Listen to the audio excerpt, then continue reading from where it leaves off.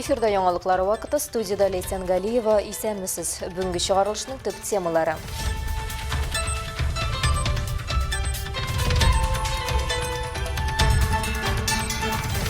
Ватанны саклаучылар, Әлмәт егетләренең беренче төркеме хәрби хезмәткә юл тотты. Сезгә, егетләр, ихлас күңелдән уңышлы хезмәт итүне телим. Исән сау булып, туган якларыгызга кайтуыгызны телибез.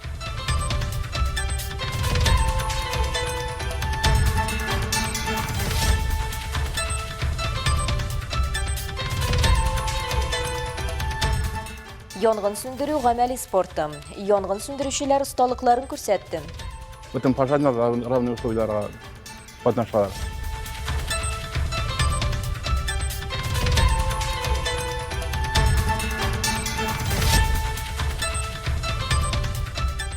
Лицейчыларның традицияләре. Әлмәтнең инженерлар мәктәбе укучылары бәйрәмнәрен уйнап үткәрә. Люблю вести мероприятия. Также занимаюсь хоккеем и все успеваю. И отучиться, и на тренировке.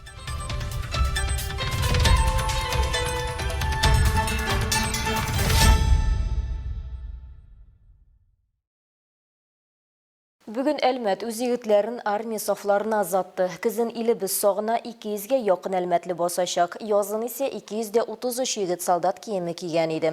Бүген иртән Казандагы Республика хәрби комиссариатына 21 ир-егет юл алды. Аларны Россия Федерациясенең хәрби частьләрендә көтәчәкләр. Дулкынландыргыч мизгелләрне Алсу Әхмәтҗанова күзәтте.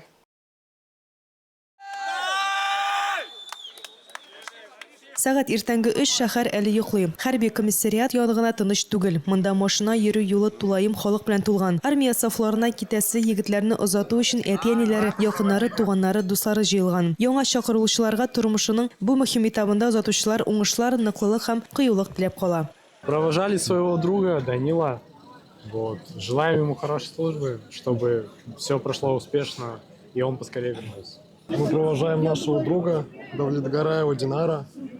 Мы желаем ему всего самого наилучшего в армии, чтобы он вернулся живым, здоровым. Желаем всем мальчикам удачной службы, чтобы каждая мама, чтобы каждый папа дождался своего солдата, своих героев, своих сыновей. Ждем тебя, наш Рамазан. Любим и ждем. Армия хәрби хезмәтен узу хәрби бурычны үтәү генә түгел, бәйлә бетергесез тормыш тәҗрибәсен алу, дисциплинага өйрәнү, характерны ныгыту һәм чын дуслар алу мөмкинлеге дип сөйли армиядә булганнар. Булачак Әлмәт солдатлары алдында яңа белем, сынаулар һәм казанышлар белән тулган хезмәт юлы көтә. Шәһәр хәрби комиссары Руслан Корников хәрби хезмәткә чакырылучылар безнең илгә яңа кергән 4 өлкәдән кала Россия Федерациясе территориясендә хезмәт итәчәген һәм махсус хәрби операциядә катнашмаячагын ышандырды. Армиядә хезмәт итү вакыты элеккечә 1 ел. Ул чакырылучыларга тормыш мәктәбен лаеклы узуларын һәм өйләренә яңа тәҗрибә һәм белем белән кайтуларын теләде. Җыелган халык алдында Фәнис Мортазин да чыгыш ясады. Батыр, чын егетләр үстергән өчен. Сезгә, егетләр, ихлас күңелдән уңышлы хезмәт итүне телим. Исән сау булып, туган якларыгызга кайтуыгызны телибез. Хезмәт итү урыннарына җибәрү алдыннан булачак солдатлар батырларны искә алып сугыш хәрәкәтләре ветераннары һәйкәленә чәчәкләр салдылар. Чәчәк салу ватан азатлыгын һәм бәйсезлеген яклаган ата-бабаларның батырлыгына хөрмәт символы булып тора.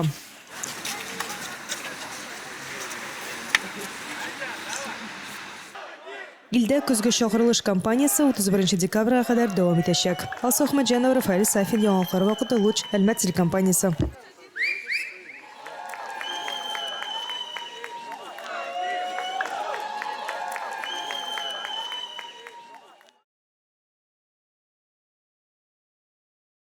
Әлмәтнең махсус тренировкалар манежында янгын сүндерү коткару спорт ярышлары узды. Анда төрле яшьтәге 60-ка якын кеше катнашты. Ярышларның барышын безнең иҗат төркемендә күзәтте. Сүз Рәдифә Ныкмановага. Әлеге традицион ярышларда 2-нче федераль янгынга каршы көрәш отрядының республикабызның көньяк-көнчыгышында урнашкан 15 бүлекчәләреннән командалар катнаша. Һәр командада бер ир-ат, бер хатын-кыз һәм шулай ук кече һәм урта төркемдәге балалар.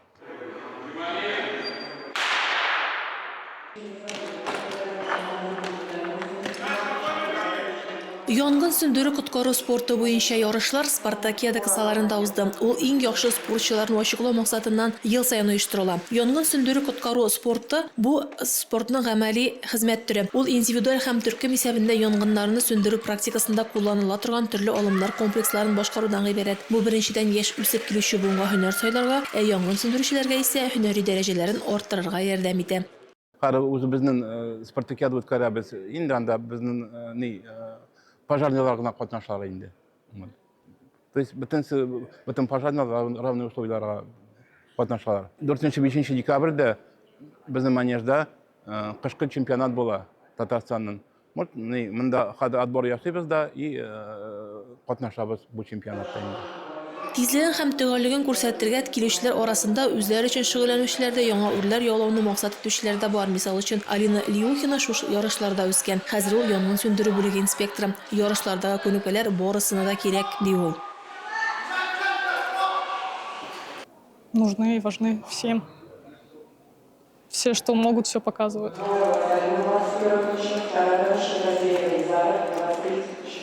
Оештыручылар сүзләренчә, һәрдаим шөгыльләнүнең нәтиҗәсе нәкъ менә ярышларда күренә. Катнашучылар каршылыклардан торган 100 метр аралыкны узды һәм штурм баскычына менгәндә тизлектә көч сынашты. Яшүсмер кызлар да, егетләр дә урта һәм өлкән төркемдә чыгыш ясады. Хезмәткәрләр өчен сынаулар катлаулырак оештырылган иде. Нәтиҗәдә беренче урынга 12нче янгын сөндерү бүлеге командасы лаек дип табылды. Икенче урында 21нче, өченчедә 77нче бүлек коллективы. Радифа Ногманова, Рафаэль Сафин, яңалыклар вакыты, Луч, Әлмәт телекомпаниясе.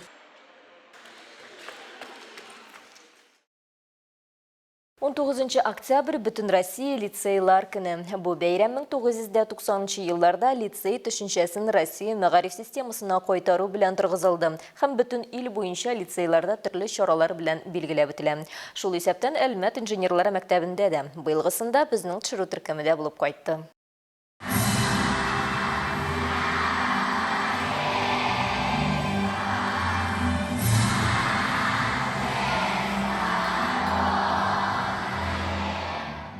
Бәйрәм укучылар башкаруында Россия гимны белән тантаналы башланып китте. Әлеге күренеш бердәмлек һәм горурлык атмосферасы тудырды.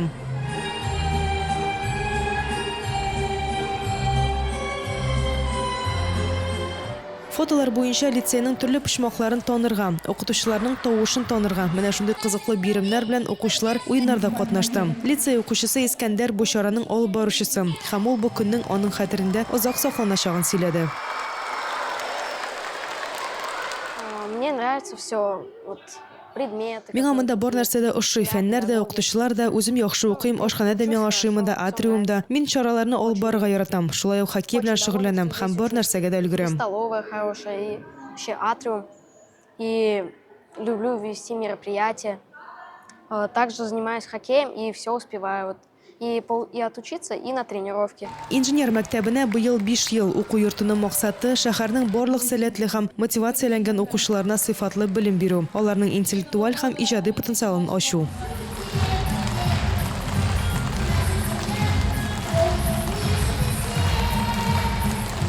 У нас действительно очень большой коллектив. Безнең коллектив чыннан да бик зур. Бүген лицейда 1500-га якын бала белем ала һәм 100-га якын педагог эшли. Һәм бу ел безнең өчен чыннан да истәлекле ел, чөнки лицей укучысы көне быел безнең лицейның 5 еллыгына туры килде. Балаларыбызга иҗади очышлар, укуларында уңышлар һәм әлбәттә безнең лицейда бәхетле мәктәп балачагы телим. Ә безнең педагогларга сәләтле укучылары булсын дип теләп калам. Успехов в учебе, ну и, конечно, счастливого школьного детства в нашем лицее. Нашим педагогам талантливых учеников.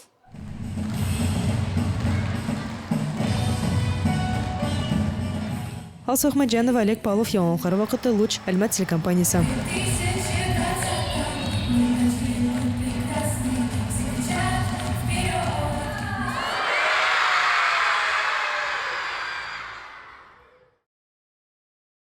Узган якшәмбе илебездә әтиләр бәйрәме билгеләп үтелде. Бу Россия өчен чагыштырмача яңа бәйрәм.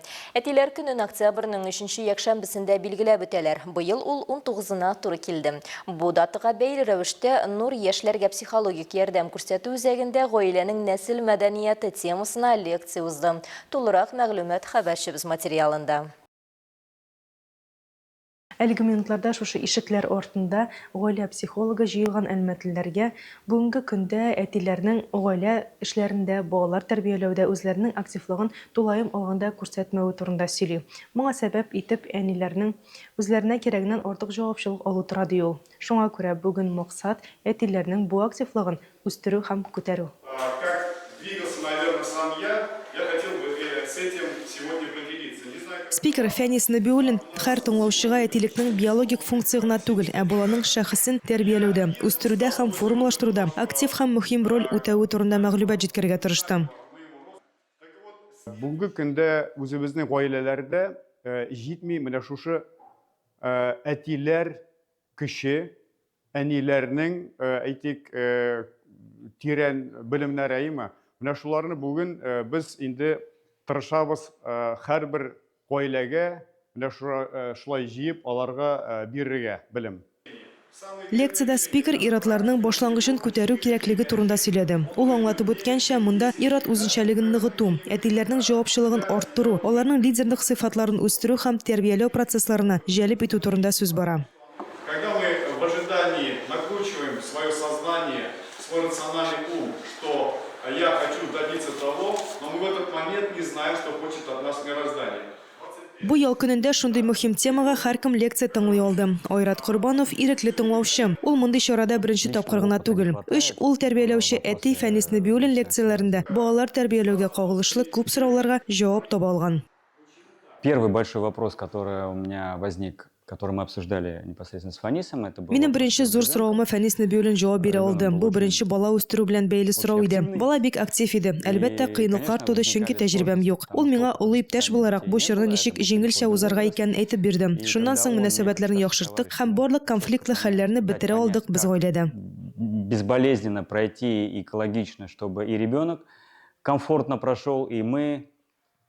На фоне этого мы улучшили отношения, мы выровняли, мы сняли все конфликтные ситуации. Башкача әйткәндә, Нәбиуллин лекциясе күбрәк аңлы һәм актив әти булырга, шулай ук хәзерге Россия җәмгыятендә ир-ат ролен ныгыту өстендә эшләргә өндәү булып тора. Алсу Ахмәтҗанова, Рафаэль Сафин, Яңалыклар вакыты, Луч, Әлмәт телекомпаниясе.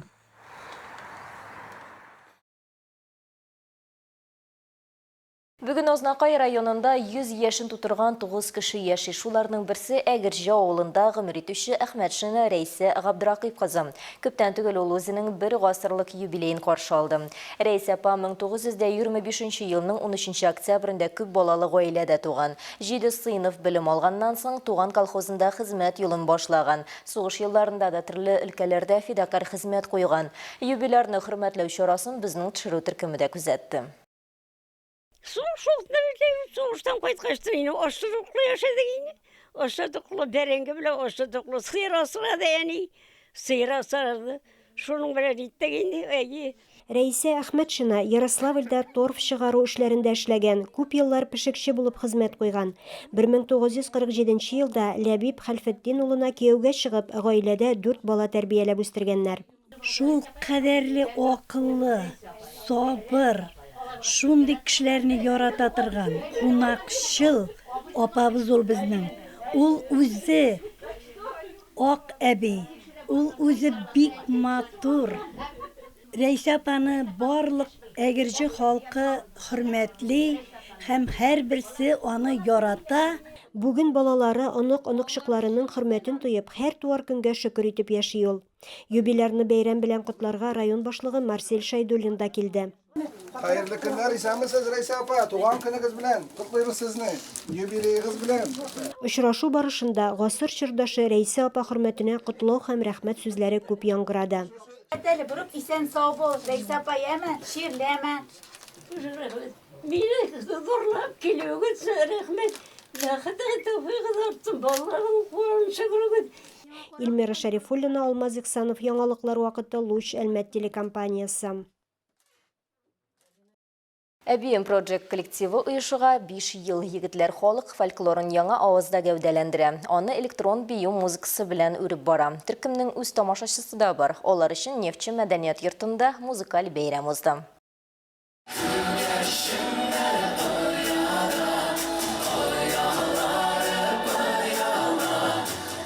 Мәдәният йортында алма төшәр урын юк. Сәхнәдә якташларыбыз Владимир Федоров, Артур һәм Алия Җамалетдиновлар. Уртак иҗатларының беренче 5 еллык нәтиҗәләрен алар якын дуслары, туганнары һәм үз иҗатын сөючеләр компаниясендә билгеләп үтә.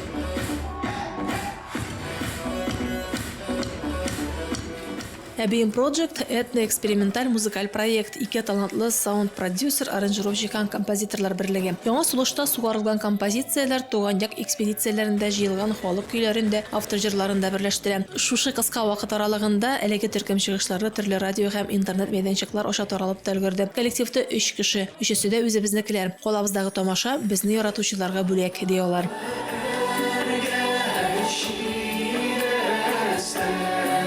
Мы каждый год в своем родном городе Альметьевск стараемся проводить сольный концерт. Очень волнуемся, это как в первый раз всегда происходит. Сильно готовимся, конечно же. Да. Бывает, так получилось, что мы не часто бываем в нашем городе родном, но мы надеемся, мы будем чаще выступать в нашем городе. Но один концерт большой мы обязательно должны провести и собрать всех наших любителей музыки нашей и подарить им этот праздник. Заманча аранжировкалар төрле музыка уен кораллары, дарбука, джембе, барабан, курай, сыбызгы, кубыз, гитара ярдәмендә башкарыла.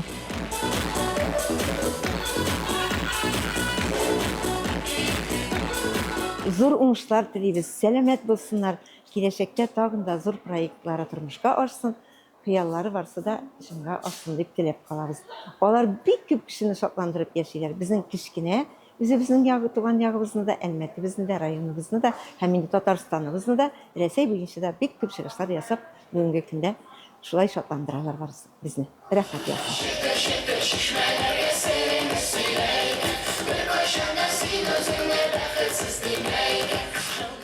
Рәдифә Нугманова, Светлана Антонова, Рафаэль Сафин, яңалыклар вакыты, Луч Әлмәт телекомпаниясе. Браво, браво!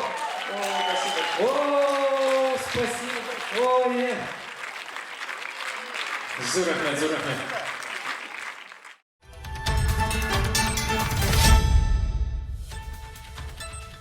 Бүгінге шулар иде, мин Лейсан Галиева һәм монтаж операторы Динара Гайнетдинова сезнең белән саулашабыз. Исән сау булыгыз.